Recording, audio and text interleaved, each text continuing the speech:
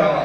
ฝั่งโน้นประเทศใต้นะครับดีใจมากเลยที่ได้มานะครับมอบความสุขให้กับพี่น้องปักเซนะครับน่ารักมากเลยอันนี้เขาหน้าตาดีครับปักเซใช่ครับขอเสียงคนหน้าตาดีอีกทีนะฮะ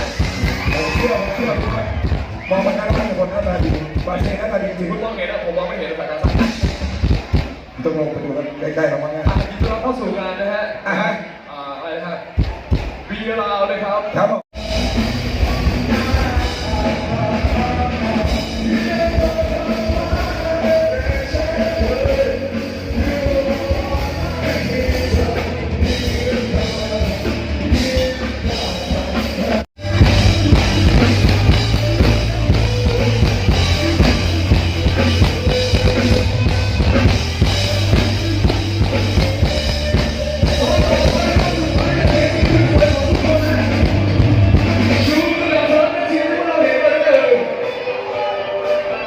สองมือขึ้นเลย